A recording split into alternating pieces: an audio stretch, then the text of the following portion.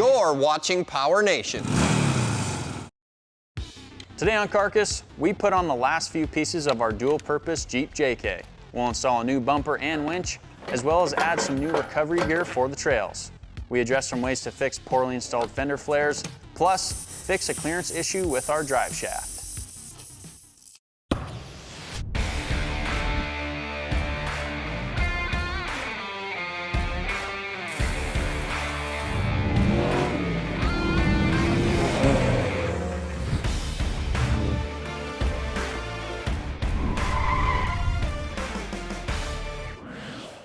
Hey everybody, welcome to Carcass. Jeremy and I are back on our 2012 Jeep JK, and when we got this thing, it was noticeably pretty beat up, and we just don't know any history on it, but we are getting this thing back together to go hit some trails, and there's a ton of stuff that we've already done. And where we started with this thing is we first removed the suspension, which was a lift kit, and again, we didn't know anything about it, so we added a 3.5-inch rock crawler lift kit that we got from Summit Racing.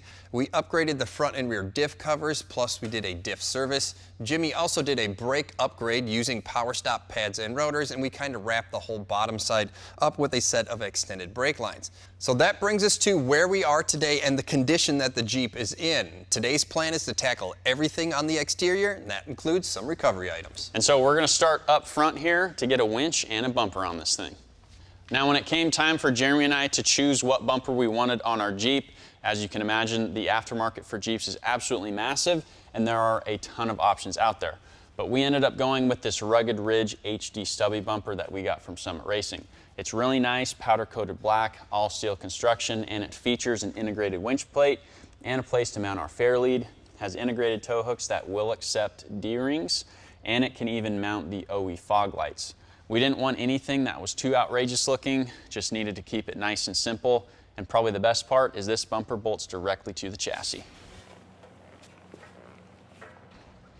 Now before I go ahead and just bolt this on here, I do have to address one thing, which is the lighting situation. Like I said, we have lights to go in the bumper, but they did come with pigtails and we have to wire them up. And there is some wiring here that is looking a little bit sketchy. So I'm just gonna cut these off and then I'll get the new ones wired in.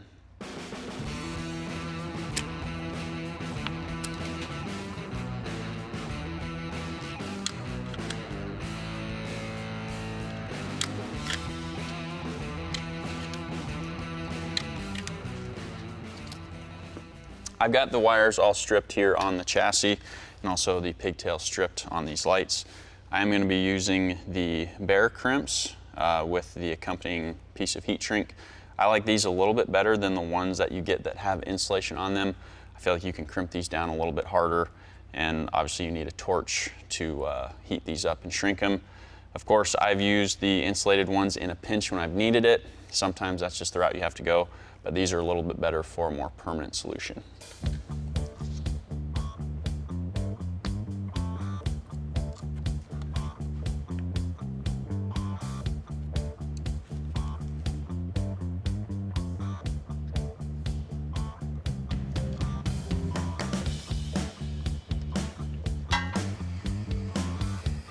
Heat shrink is a good idea just to make sure you don't short circuit your wires and also protect them from the elements.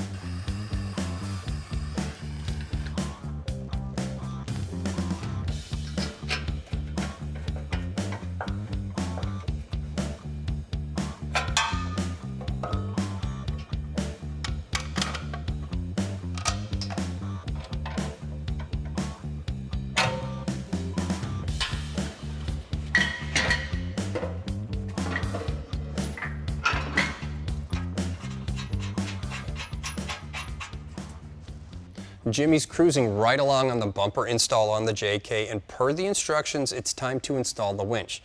Now the winch that we chose to go with is a Warren Zeon 12S Platinum, and this winch is packed with a bunch of goodies. One of those being is a complete wireless remote. Now with this remote, you can stand in any position around your rig and fire up your winch. It can control the winch plus 2 accessories, and it can even show you the battery voltage of your vehicle and the winch motor temperature. So for you guys doing a lot of pulls, you can really watch how your winch is doing. Now the winch itself is a 12,000 pound winch, which is plenty for our JK. It's got an all new high-speed motor, stronger gears, and a hardened ring gear, and that translates into the fact that it'll give you 20% faster line speeds, so you guys can get out of sticky situations a little bit quicker. It comes with everything you need to install it. One of the big things is it comes with really long power cables, so you guys can run this right up to your battery. Now it installs pretty simple, just bolts right to the bumper that Jimmy's putting on. So all we gotta do is get this thing picked up, set it on there, and we'll bolt it down.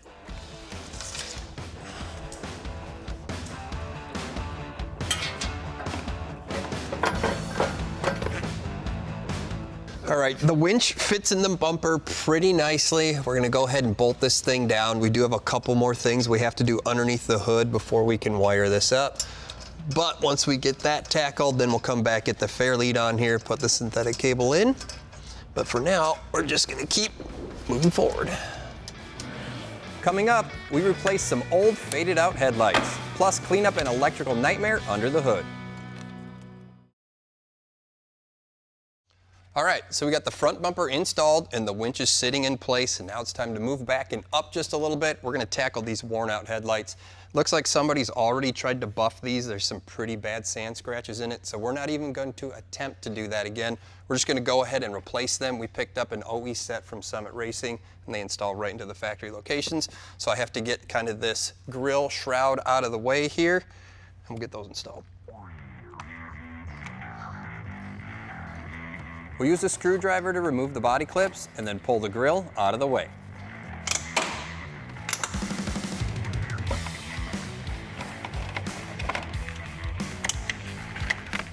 All right guys, look at the difference between the two of them here. This is a giant upgrade, not necessarily for off-road use, but even just driving down the road.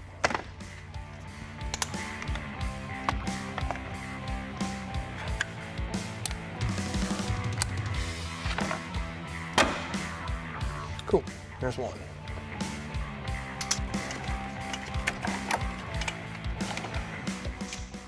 Okay, get this in here and line it up. Put a little bit of dielectric grease on the connectors here. Kind of helps everything go together a little bit quicker. Plus, it will give us a little more protection for water.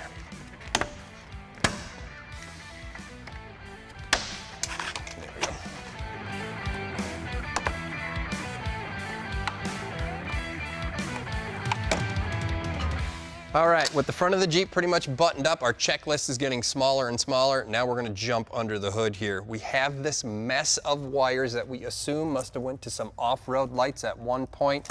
And over here on this side, we have 1, 2, 3, 4, 5 different connections that are made with wire nuts, and that's completely wrong. We're gonna ditch all of this aftermarket wiring, get this all out of the Jeep, then we're gonna go over and do a battery upgrade.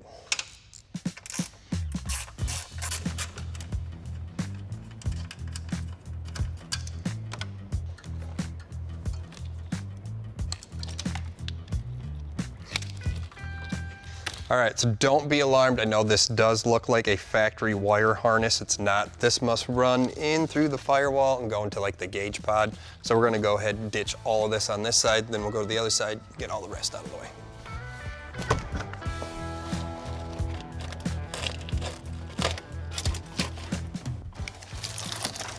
This should wrap up the mess of wires. Get all this out of here. Throw that on the ground or the trash. We'll get this battery out of the way.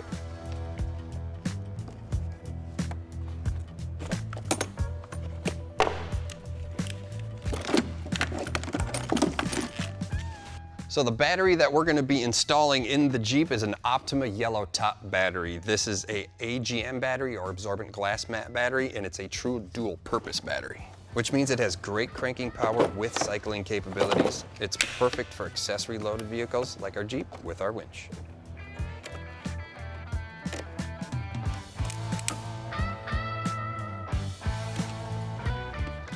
All right, with the battery hooked up, now we got 2 quick connections, and we can finish the install on the winch.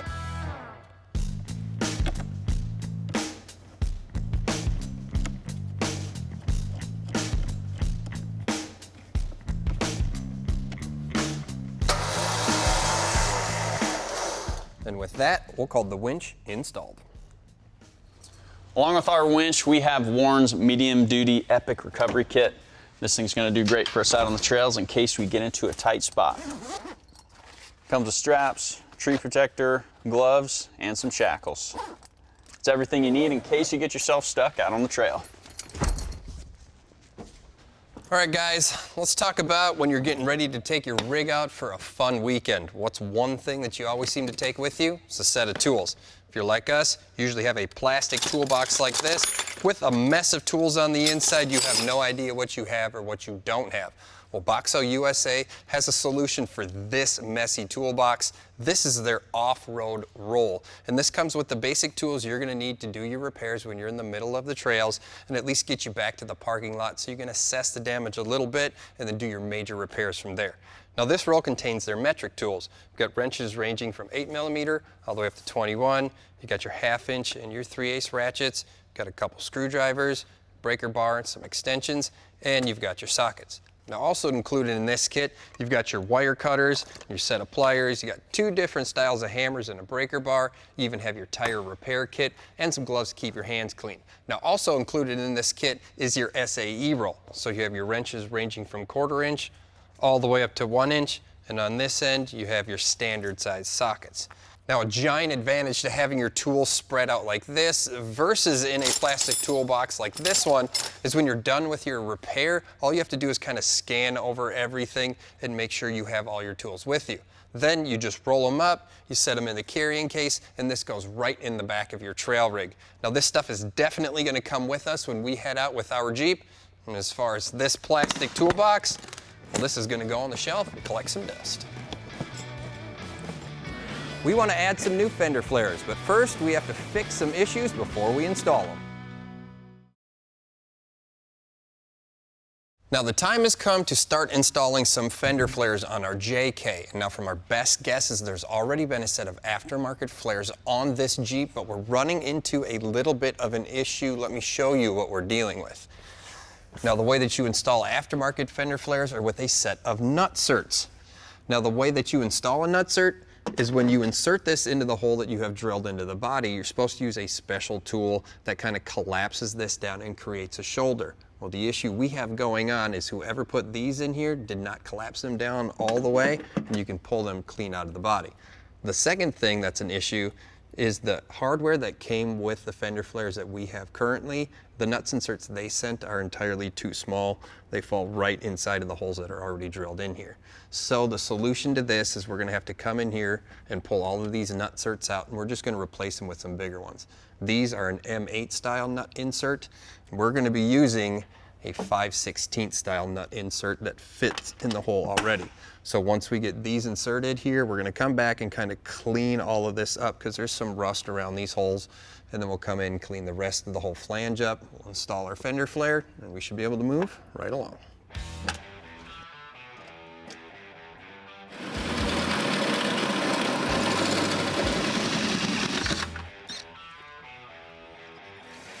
After removing the nutserts, I'll use a wire wheel on a drill to clean up the rust and prep the area for paint.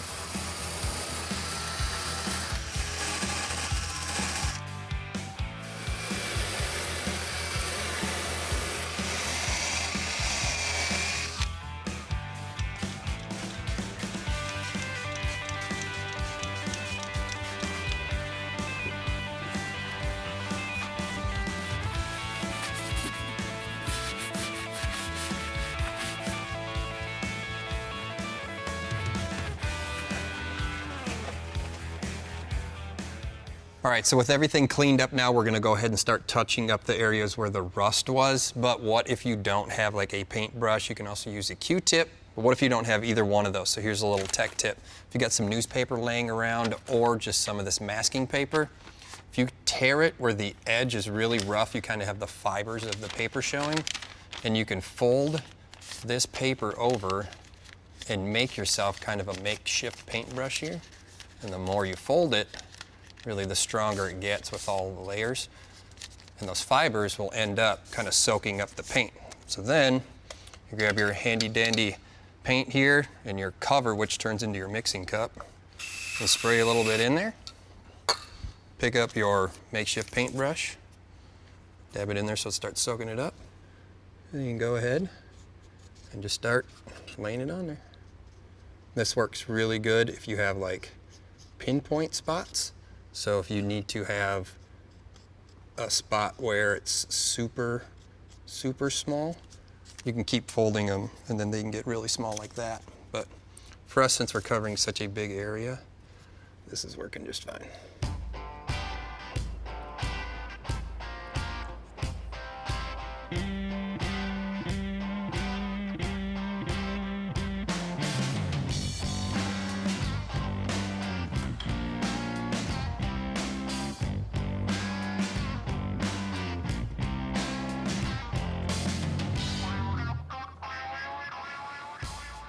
Okay, so for the riv nuts, again, we're going to be installing 5/16 riv nuts because that's what fits in the hole that's already in the Jeep here.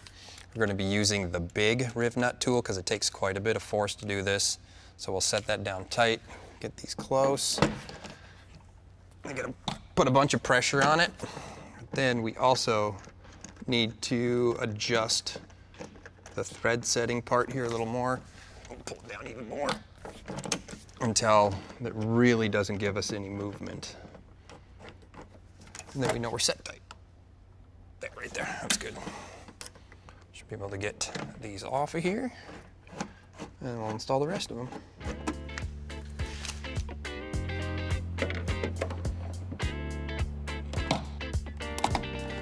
So you guys might notice when you look at these closely that the inserts are going in a little crooked. Now, I'm assuming that's because of the damage that's around the holes in here from the previous owner's installation, but they are tightening up, and I think we'll be able to get the flare on. It's really more of a visual thing at this point. So we'll get the rest of them in here and put the flare on. All right, so now it's time to install the fender flare. Now the flares that we went with are from Rugged Ridge. They got these from Summit Racing. These are their 5-inch wide ones. They do make 7-inch wide flares, but we just chose to go with the 5-inch wide ones just because we think it'll be enough to cover up the tires that we're gonna be putting on here. Now, this I think goes with the theme we got going for the Jeep. So these are like matte black and they've got the little tube here and it kind of just matches everything else that's on the Jeep already. So a couple of bolts. We'll have these installed.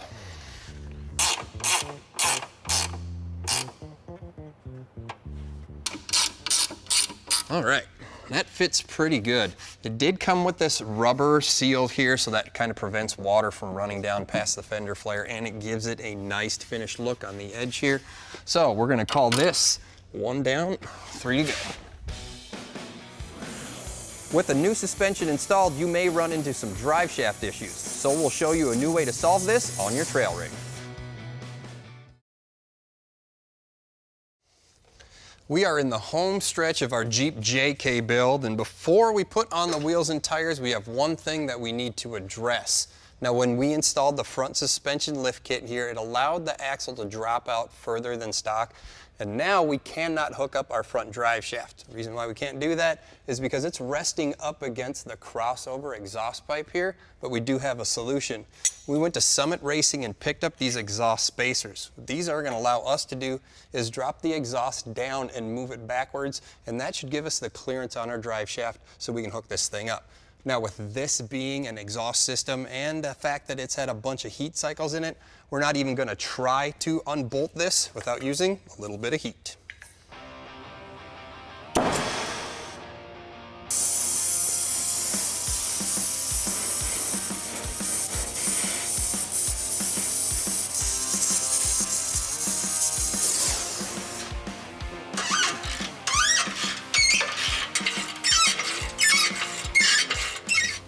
So much easier when you don't break the bolt off. Ooh, hot 12.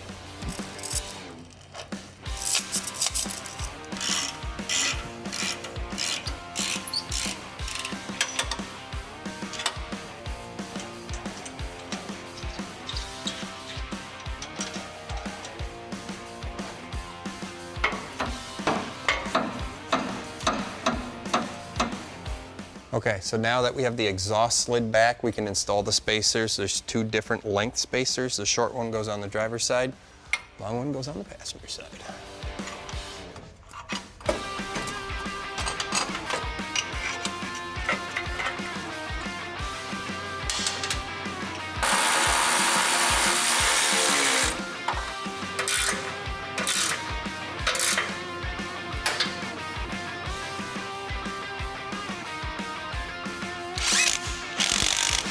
All right, that fits perfectly and it wraps up everything underneath the JK. Let's get some wheels and tires on this thing. And we're going with some 37-inch tall General Grabber X3s, which are an all-season mud terrain tire. These have an aggressive enough tread that will give us some good bite on the trails, but are also quiet enough to get us there and get us back home.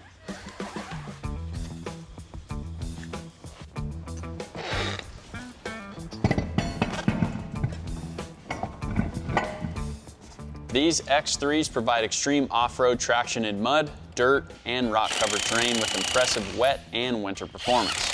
With their bold styling, these tires come complete with DuraGen technology, which provides race-proven strength and durability. These tires are going to perform for us out on the trails and look awesome wrapped around these KMC beadlocks that we got from Summit Racing. All right, well that's it, man. Quick and dirty Jeep build. I think this thing will serve us pretty well out on the trails. Yeah, really, all we have left to do is kind of check over all the nuts and bolts for the suspension. We'll take this thing out and kind of hammer on it.